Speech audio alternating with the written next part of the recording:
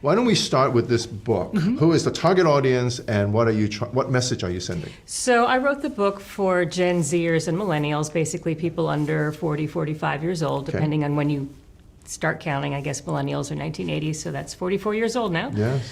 Well, it's the book I wish I'd been able to read when I was in my 20s and 30s. It's the book I wanted my kids who are in their mid to late 20s to have to read. And it really is designed to help people understand that if they're struggling to save, number one, they're not alone.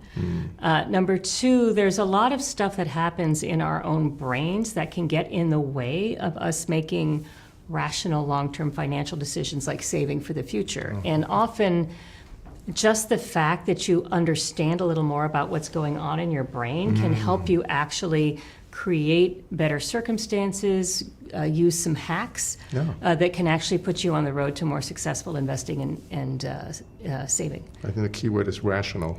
Can we all be rational? Yeah, for a moment? no, we can't. No, we're not wired to be rational, Exactly. right? We're just exactly. not. So, what are some of the rational actions that you are suggesting that most every generation actually, but let's say the younger generation are not aware of the irrationality or not serving in their best self-interest? So I think there are a couple of things. One, it's really, really hard to understand how harmful not saving and investing in your 20s is going to be for your future self. Yeah. Another way to say what I'm hoping this book does is help people understand the consequences of decisions most people don't realize they're making.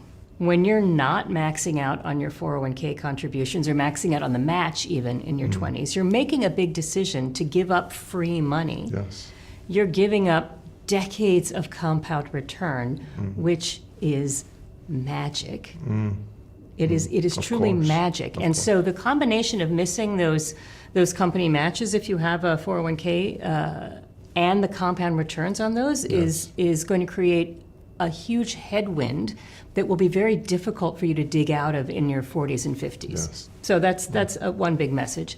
Another big message is it's very hard to start saving today, but it's kind of easy to promise that you'll start saving tomorrow. If you make a commitment to increase your savings rate tomorrow, it's a lot easier to follow through on than if you try to deprive yourself of something you want today. My advice in the book is to promise that you will save half of every raise you get from now on. Yeah.